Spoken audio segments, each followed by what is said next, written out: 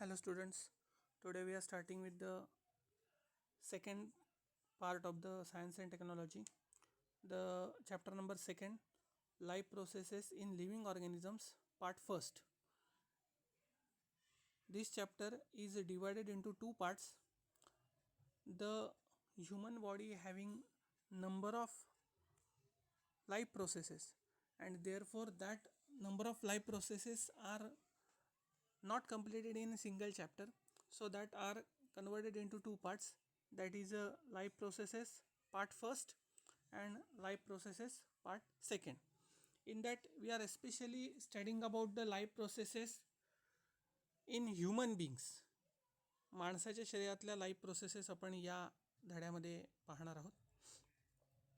याच्यामध्ये आता त्यांनी स्टार्टिंगला तुम्हाला काही रिकॉलचे पॉईंट्स विचारलेत बघा. काय आहे त्यामध्ये विचारलेलं त्यांनी,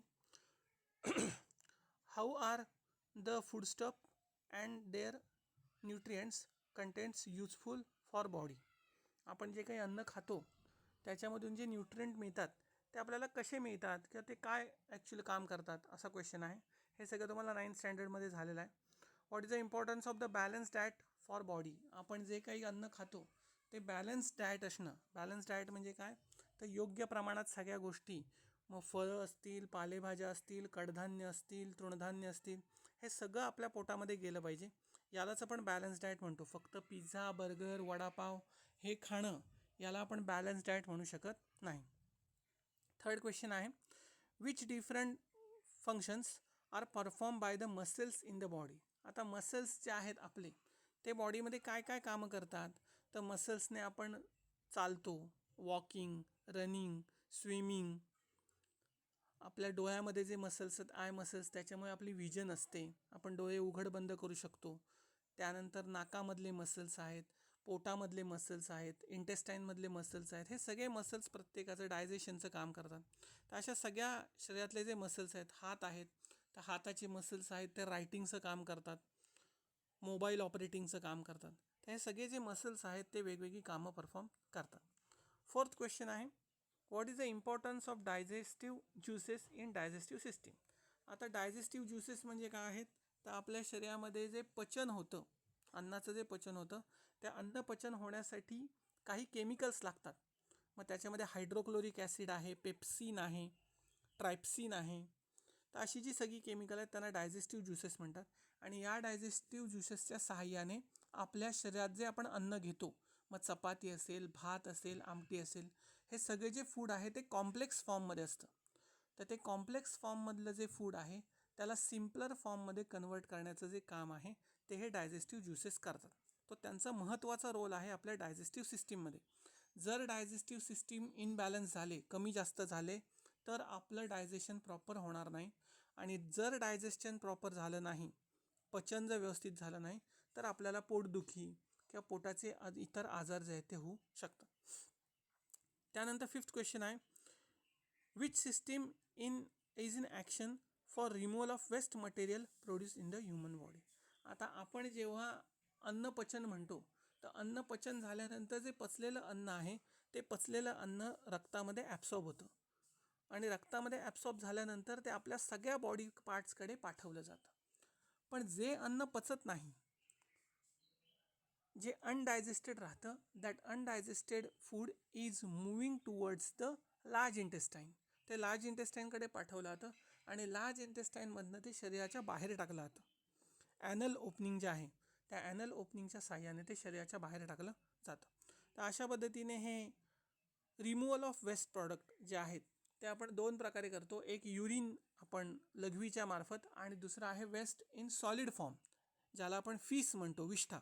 अशा दोन्ही प्रकारे आपण जे रिमूव्हल आहे ते डायजेस्टिव्ह सिस्टीममधले जे आहे ते वेस्ट प्रॉडक्टच्या फॉर्ममध्ये शरीराच्या बाहेर टाकतो. त्यानंतर 6th क्वेश्चन आहे, what is the role of circulatory system in energy production. आत्ताच आपण बघितलं की जे डायजेस्टिव्ह फूड आहे ते सगळं डायजेस्ट झालेलं फूड आहे ते ब्लडमध्ये ॲब्सॉर्ब करतं, आणि ब्लडमध्ये ॲब्सॉर्ब झाल्यानंतर blood is a main content of our circulatory system. आपली जी सर्क्युलेटरी सिस्टीम आहे, ज्याला रक्ताभिसरण नावच मराठीत आहे, रक्ताभिसरण, रक्त ज्याच्यामधून सर्क्युलेट होतं, ज्याच्यामध्ये 2 मेन प्रकारच्या वेन्स येतात. एक आहेत आर्टरीज आणि दुसरे आहेत वेन्स. आर्टरीज म्हणजे शुद्ध रक्तवाहिन्या आणि वेन्स म्हणजे अशुद्ध रक्तवाहिन्या. तर यांच्यामार्फत सगळ्या बॉडीमध्ये रक्त जे आहे ते सर्क्युलेट होतं आणि त्याच्यामार्फत जे फूड प्रॉडक्ट किंवा जे न्यूट्रिएंट्स बॉडीला मिळतात ते न्यूट्रिएंट्स वापरून बॉडी एनर्जी प्रोडक्शन करते. 7th क्वेश्चन आहे, how are the various processes occurring in the human body controlled in how many ways. आता आपल्या ज्या सगळ्या बॉडी प्रोसेसेस आहेत याच्यावरती एक कोणतरी कंट्रोल करणार असतं. आता आपल्याला सगळ्यांनाच माहिती आहे का आपल्या सगळ्या बॉडीवर कोण कंट्रोल करतं? Yes, of course it is our brain. तो आपला काय आहे? मेंदू आहे. आपल्या मेंदूच्या सहाय्याने सगळ्या बॉडीच्या फंक्शनिंगवरती कंट्रोल केलं जातं आणि that is a part of our nervous system. आपल्या नर्वस सिस्टीममध्ये हा जो भाग आहे, मग त्यात ब्रेन असेल, स्पायनल कॉर्ड असेल आणि नर्व्ज असतील, ह्या सगळ्या गोष्टी येतात. त्याचबरोबर केमिकल कंट्रोल हा सुद्धा त्याच्याशी रिलेटेड आहे, which is related with the hormones. जो हार्मोन्सशी रिलेटेड आहे, ज्याला आपण संप्रेरक असं म्हणतो आणि त्या संप्रेरकांच्या सहाय्याने तो कंट्रोल केला जातो. त्यानंतर नेक्स्ट आहे, आता आपल्याला एक एक लाईफ प्रोसेस बघायचे. Living organisms and life processes. आता लिव्हिंग ऑर्गॅनिझम्स यालाच आपण काय म्हणतो तर सजीव. आणि हे सजीव जे आहेत ते सजीव असण्यासाठी किंवा ते सजीव आहेत म्हणून त्यांच्यामध्ये काय आहेत, ज्या प्रोसेसेस चालतात त्यांना लाईफ प्रोसेसेस असं म्हटलं जातं. सजीवांच्या शरीरात चालणाऱ्या अभिक्रिया ज्याला लाईफ प्रोसेस असं म्हटलं जातं. आता या लाईफ प्रोसेसमध्ये तुम्हाला इथे एकाच ओळीमध्ये दिल्यात बघा कोणत्या कोणत्या लाईफ प्रोसेसेस आहेत. Digestive, respiratory, circulatory, excretory and control system are different external and internal organs are performing the function independently but they are in complete coordinate. जरी या सगळ्या प्रोसेस एकमेकांपासून वेगळ्या वाटत असतील तरीसुद्धा या सगळ्या प्रोसेस एकमेकांशी कोऑर्डिनेशनमध्ये असतात, एकमेकांवरती त्या अवलंबून आहेत. This overall system in action is more or less same way in all organisms. या सगळ्या प्रोसेस आत्ता ज्या आपण बघितल्या त्या जगातल्या सगळ्यात लहानात लहान प्राणी अमिबा आपण म्हटला आणि जगातला सगळ्यात मोठ्यात मोठा प्राणी ब्लू व्हेल ज्याला आपण देव मासा म्हणतो, व्हेल मासा, त्या सगळ्या प्राण्यांमध्ये ह्या ज्या बेसिक प्रोसेसेस आहेत ह्या वेगवेगळ्या पद्धतीने होतात. याच्यामध्ये सगळ्यात महत्त्वाचं आहे त्यांनी इथे दिलं आहे बघा, Indeed continuous source of energy is needed for that. ह्या सगळ्या लाईफ प्रोसेसेस होण्यासाठी एक एनर्जी लागते, एक एनर्जी सोर्स लागतो. फॉर एक्झाम्पल आपल्याला जर गाडी चालवायची असेल तर गाडीचा एनर्जी सोर्स काय आहे? पेट्रोल आहे. पेट्रोलशिवाय आपली गाडी किती महागतली असेल तरी ती चालू शकणार नाही. तशा पद्धतीने आपली ही जी बॉडी आहे ही बॉडी चालण्यासाठी सुद्धा एनर्जीची आवश्यकता. आता ही एनर्जी कशातनं मिळते बघा, carbohydrates, fats and lipids are the main sources of energy. Carbohydrates म्हणजे कर्बोदक, फॅट्स म्हणजे स्निग्ध पदार्थ, तेल, तूप हे सगळं, आणि लिपिड्स म्हणजे प्रोटीन्स. यांच्यामार्फत त्याच्यामध्ये कडधान्य स्पेशली येतात. या सगळ्यामार्फत जे आहे ते आपल्याला हे मिळतं. आता हे सगळं आपण कशापासून मिळतो तर ह्या सगळ्या ज्या गोष्टी आहेत आपल्याला त्या प्लांटपासून मिळतात. सगळं जे फूडस्टफ आहे it is lightly not only foodstuff is sufficient for the energy production but the oxygen is also necessary. हे सगळं फूड आपण घेतलं पण त्या फूडचं युटिलायझेशन करण्यासाठी आपल्याला काय लागणार आहे तर ऑक्सिजन लागणार आहे. तर सेकंड महत्त्वाची नीड आहे जी आपण आपल्या एन्व्हायरमेंटमधनं घेतो ती म्हणजे ऑक्सिजन. त्या सगळ्या गोष्टी अशा पद्धतीने एनर्जीच्या फॉर्ममध्ये वापरल्या जातात. ह्या सगळ्या गोष्टींवरती कंट्रोल करणारी एक कंट्रोल सिस्टीम आहे जी आपण आत्ताच बघितली, मागाशी सांगितली तुम्हाला, नर्वस सिस्टीम जी आहे ती या सगळ्या गोष्टींवरती कंट्रोल करते. Human and other animals consume the fruits and vegetables. आपण काय खातो? Especially fruits and vegetables. Plants are autotrophs, they are prepare their own food. हे आपण ऑलरेडी बघितलेलं आहे. प्लांट्स आहेत ते फक्त ऑटोट्रॉप्स आहेत, ते स्वतःचं अन्न स्वतः बनवतात. आपण काय करतो? रेडीमेड फूड, त्यांनी बनवलेलं जे अन्न आहे ते आपण वापरतो. Utilizing some food themselves whereas remaining stored in the parts like fruits, leaves, stem, root, etc. वनस्पती जे अन्न बनवते त्यातला फार थोडा भाग ती स्वतःसाठी वापरते आणि बाकी सगळा जो भाग आहे तो जो सगळा भाग आहे ती स्टोअर करून ठेवते. कशामध्ये स्टोअर करते? फ्रूट्समध्ये, लीव्समध्ये, स्टेममध्ये, रूट्समध्ये. आणि ते सगळे जे आहे आता आपण फ्रूट्स कोणते खातो? सगळ्या प्रकारचे आपण फ्रूट्स खातो. ॲपल असेल, बनाना असेल, पपया असेल.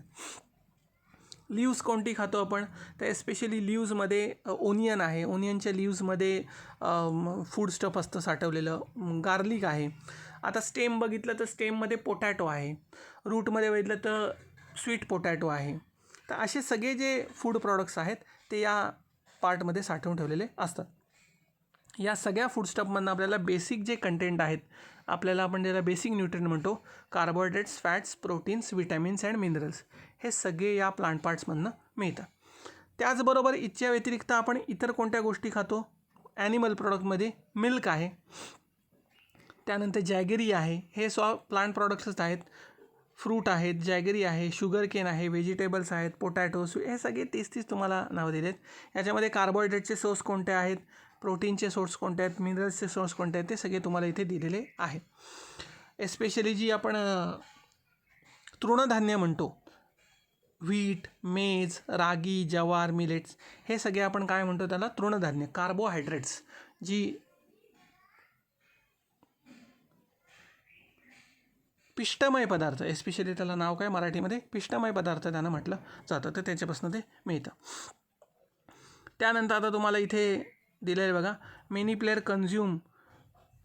Players are seen consume some food stuff during the breaks in the game. आता तुम्ही ब्रेक्समध्ये बघितलं असेल की काही जे प्लेयर्स आहेत ते काही फूड कन्झ्यूम करतात. ते एस्पेशली ते केळं खातात बघा. ते इझिली डायजेस्टेबल आहे आणि रेडीली तुम्हाला एनर्जी सोर्स देतं. किंवा ते एका विशिष्ट प्रकारचं ड्रिंक पितात बघा, तर ते ड्रिंकमध्ये फक्त ग्लुकोज ड्रिंक असतं, काय ते कुठलंही कोल्ड्रिंक वगैरे नसतं, तर ते ग्लुकोज वॉटर असतं. आपण ग्लुकॉन डी म्हणतो ना, तर ते ग्लुकॉन डीचं पाणी असतं जे तुम्हाला लगेच एनर्जी कन्झ्यूम करून देतं. तर अशा पद्धतीने हे क्विक एनर्जी सोर्सेससुद्धा तुम्हाला इथे सांगितलेले आहे. त्यानंतर यूज युअर ब्रेन पॉवरमध्ये त्यांनी दिलं आहे बघा, why may be the player consume these food stuff. का खात असतील ते? कारण त्यांना इन्स्टंट एनर्जी आवश्यकता असते. कंटिन्यू खेळल्यामुळे दम लागतो आणि तो दम घालवण्यासाठी त्यांना इन्स्टंट एनर्जीची आवश्यकता असते, म्हणून ते खातात. सेकंड, कॅन यू रिकॉलमध्ये दिलं आहे, what is respiration, how does it occurs. Respiration म्हणजे काय आणि ते कशा पद्धतीने होतं, तर याच्याबद्दल आपण डिटेलिंग ऑलरेडी पाहिलेलं आहे. इथे तुम्हाला त्याच्याबद्दल परत एकदा डिस्कशन करायचं आहे. पण हे जे रेस्पिरेशन आहे हे सेल्युलर लेवलचं रेस्पिरेशन आहे, जे तुम्ही इथं पाहणार आहात. इथे आता त्यांनी एक डायग्रॅम तुम्हाला कंप्लीट करायला दिलेली आहे बघा, ती तुम्ही सगळ्यांनी नीट लक्ष देऊन करायची आहे. काय काय पार्ट्स आहेत ते पार्ट्सची नावं तुम्हाला इथे द्यायची आहेत. आता तुम्ही जेव्हा ही डायग्रॅम बघाल तेव्हा तुम्हाला ह्या सगळ्या गोष्टी कळतील.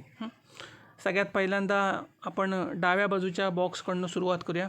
सगळ्यात वरचं जे आहे त्याला नेसल कॅव्हिटी म्हणतात.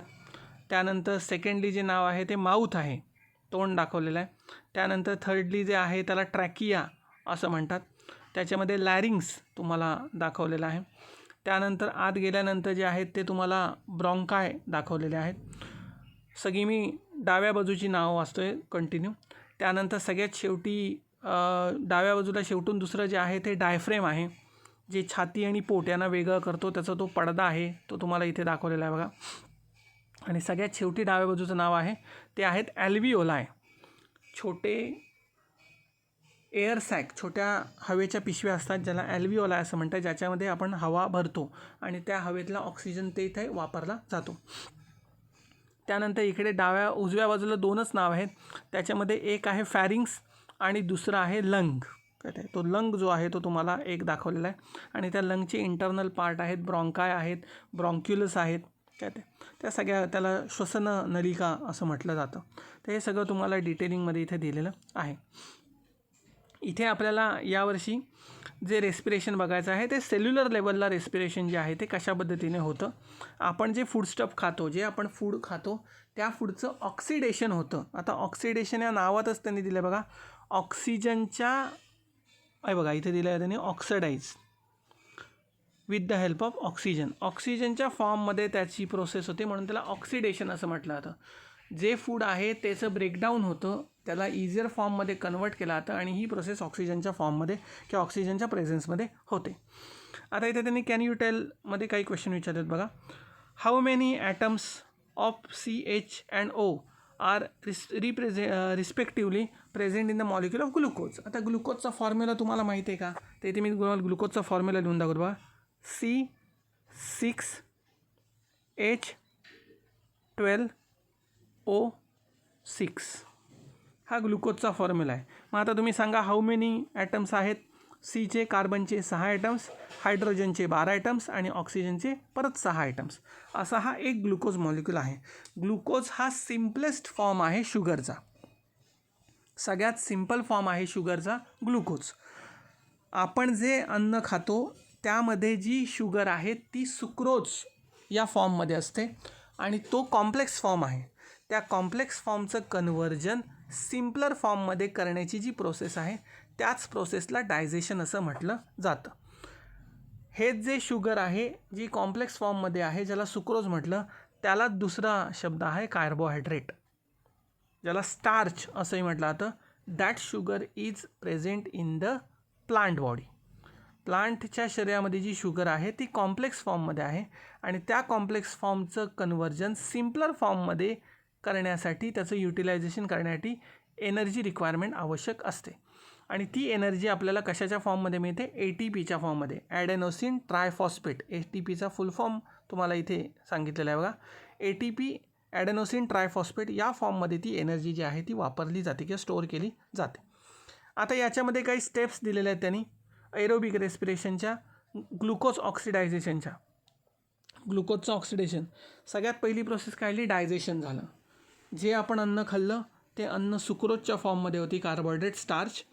त्याचं कन्व्हर्जन ग्लुकोजमध्ये झालं आणि ते ग्लुकोज जे आहे ते ग्लुकोज आता वापरलं जाणार आहे सेलमध्ये आणि त्यालाच आपण काय म्हणतो? ग्लायकोलायसिस. ग्लायकोलायसिस यामध्ये 2 शब्द आहेत. सगळ्यात पहिला ग्लायको जो शब्द आहे तो ग्लुकोज रिप्रेझेंट करतो आणि लायसिस म्हणजे ब्रेकिंग डाऊन. या ग्लुकोजचे तुकडे होतात, ते ग्लुकोज तोडलं जातं आणि ते तोडल्यानंतर त्यापासून एनर्जी मिळते. ग्लायकोलायसिस ही प्रोसेस बघा त्यांनी दिलेली आहे. ही कुठे होते? सायटोप्लाझममध्ये. आपली जी पेशी आहे त्या पेशीचा जो पेशी द्रव असतो त्या पेशी द्रवामध्ये ही प्रोसेस होते. A molecule of glucose is oxidise step by step in the process of 2 molecules of each. त्याचं ब्रेकिंग डाऊन काय होतं? पायरुविक ॲसिडचे 2 मॉलिक्युल्स तयार होतात आणि याच्यातनं ATP आणि NADH2 असे 2 एनर्जी रिच कंपाऊंड्स तुम्हाला पाहायला मिळतात. त्यानंतर त्याच्याबरोबर वॉटरसुद्धा तयार होतं थोड्याफार प्रमाणात. त्यानंतर पायरुविक ॲसिड जे आहे formed in the process of the convert into the molecule of acetyl coenzyme A and 2 molecule of NADH2. त्यानंतर फर्दर ती प्रोसेस पुढे जाते आणि त्याच्यापासून ॲसिडिल कोएन्झाईम Aचे मॉलिक्यूल तयार होतात. याच्यामध्ये सुद्धा NADH2 मॉलिक्यूल मिळतात आणि यातून CO2 कार्बन डायऑक्साईड जो आहे तो रिलीज केला जातो. हे ग्लुकोजचं आता ब्रेकिंग डाऊन झालं बघा. सगळ्यात पहिल्यांदा ग्लुकोजचं कन्व्हर्जन झालं पायरुविक ॲसिडमध्ये, त्यानंतर त्याचं कन्व्हर्जन झालं ॲसिटिल कोएन्झाईम Aमध्ये. त्यानंतर ॲसिटिल कोएन्झाईम A जे आहे ते try carboxylic acid cycle follow करतं. TCA सायकल असं त्याला म्हटलं जातं, ट्राय कार्बॉक्झिलिक ॲसिड सायकल. हे जे मॉलिक्युल्स आहेत ॲसिटिल कोएन्झाईम A ते मायटोकॉन्ड्रियामध्ये एंटर होतात आणि त्या ठिकाणी त्याचं फर्दर प्रोसेसिंग होतं आणि त्याच्यातनं CO2 आणि H2 त्याचबरोबर NADH2 आणि FADH2 असे 2 जे मॉलिक्यूल आहेत जे एनर्जी रिच मॉलिक्यूल आहेत ते तयार होतात. तर अशा फॉर्ममध्ये आपल्याला एनर्जी जी आहे ती ATP, NADH2 आणि FADH2च्या फॉर्ममध्ये मिळते. त्यानंतर further electron transfer chain ETC reaction त्याला म्हटलं जातं. इलेक्ट्रॉन ट्रान्सफर चेन ही जी चेन आहे ही सुद्धा तिथेच मायटोकॉन्ड्रियामध्येच कॅरिड आउट होते.